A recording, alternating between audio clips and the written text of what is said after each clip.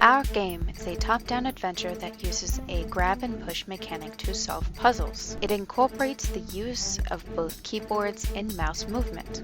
We had originally intended it to be more adventurous, with mini-games that had different delivery elements by an intensive storyline. However, our game changed a lot as we scoped the game down to make it achievable. One charming feature within our game are the ability to grab an asteroid and with a push of a button to shoot the asteroid away from the player. With combined mechanics, any of our players can easily get great satisfaction. We started out as a very complex game idea to a simple yet absorbing world full of light, color, and explosions. Before we started working on our inspirational game, we researched and thought of what would be easy to create on our parts, yet engaging to play. As a team, we delegated about the single mechanic game and made it into a game mechanic. Taking our ideas, we began working in UDK with the tools we already knew and developed a medium-sized prototype to go upon.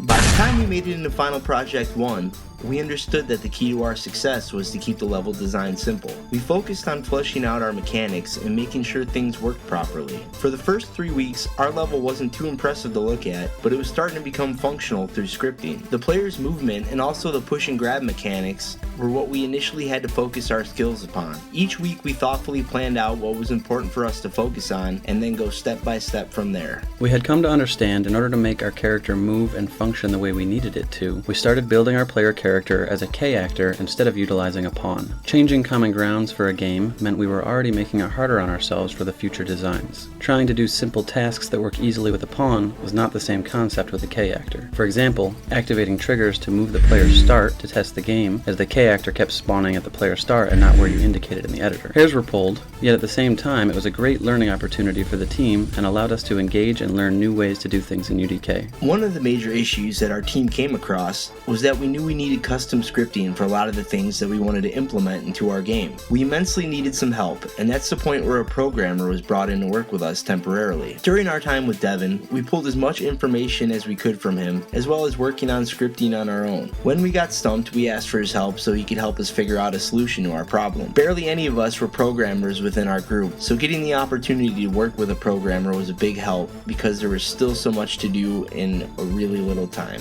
Turrets needed to be designed grabbable for the player. Movement of the player needed to be fluid. Asteroids needed to explode properly and to be grabbable. And our player's self-defense tractor beam / physics gun need to fire straight. Things were a mess, but not too much of one that we couldn't fix it in such a short time. In FP2, we learned a lot about K actors. A lot about K actors. This went better than expected, as we were able to spawn them in certain locations, add physics materials to them, and bend them to our will. And by that, I mean get them to work properly within the confines of our game. For the most part. FP2 is where the team realized where we needed to focus on the most, so we began to add puzzles to our game with bigger levels, test where points might be weak. We'd also added new elements to levels such as visual effects, menus, and HUDs, but we knew one thing was for sure: if we didn't get the K actors working properly, we didn't have a game. What the team struggled with the most in our second month was the player controls. We had an unintuitive setup for controlling their character, and that caused some issues within the game being playtested. Having played the game so much in building it, we as designers found it easy to navigate the system. This led to a steep learning curve for us when we finally were able to correct the controls. Testing and building became tougher as we had to relearn how to move our character. Other problems arose when testing the builds. Questions like how to get the player to respawn in a level, or how to reset puzzles, and how to travel to different areas. Checkpoints were created, but for some reason did not work with our game, and assistance was needed from the professors to get this functionality working. Once again, characters loved creating issues for the game to work properly. On another note, one thing that really helped the team was playtesting the game. Playtest, and they get others to playtest. We play-tested constantly. It was not easy to watch sometimes, but it really was the best way to get direct feedback for our game.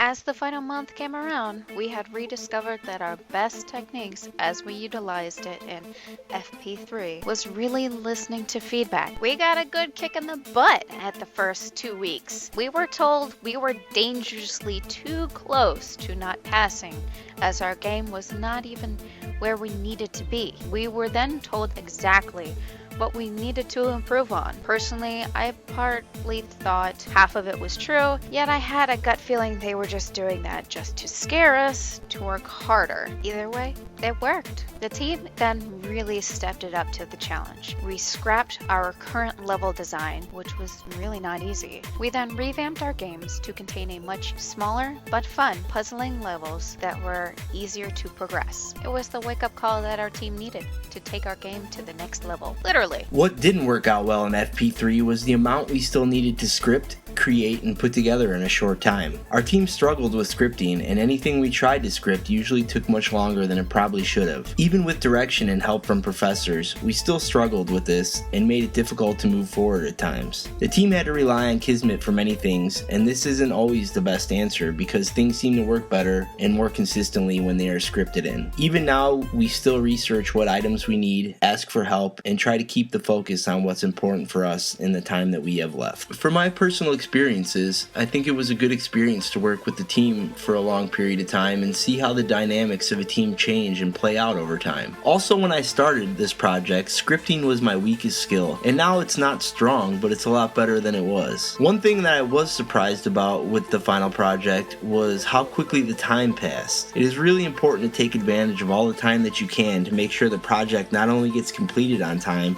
but it's also something the team can be proud of. The biggest takeaway I have from the final project experience was the value in others' opinions. I was so close to the game and played it so much, I thought it was way too easy. Watching people stumble through the tutorial, the learning part of the game, I realized I may have designed some challenges that were a bit too much. It gave me great insight and allowed me to go back and tweak and correct things. Working with a team over the internet was definitely a unique experience. In the beginning, I was very hesitant to socialize with my classmates, having never been put in a situation like this before. Over time, I began to warm up and put more effort into getting to know my team. I think my biggest obstacle has been scheduling conflicts. Outside of school, I like to be as busy as possible. This became difficult when mandatory meetings were introduced. During the final assignments, I spent an enormous amount of time writing code in Visual Studio. This was a very interesting eye-opener, as I've never been very comfortable writing code. Overall, I would say this has been a very beneficial experience. After the team had finally stopped scrambling around who goes where into what team, I decided to become a leader. I got to learn my group very well, and over time, having a lot of fun with them. Learning new strategies, learning new techniques for UDK, making Kismet a better place to work in. But one thing I learned for myself is actually learning how to build a menu, and not within UDK. Actually within a program called Flash Pro. It's really hard if you don't know the system, and when I had to just jump right into it, not knowing anything, it wasn't fun at all. When I finally got to see it working in UDK, I got so excited. Not just for myself, but for the team, saying we're finally getting something going. And to really know that our team has come this far is a great pleasure, and you never forget this at Bosell University. This is the Other Guys Studio giving you Big Bang.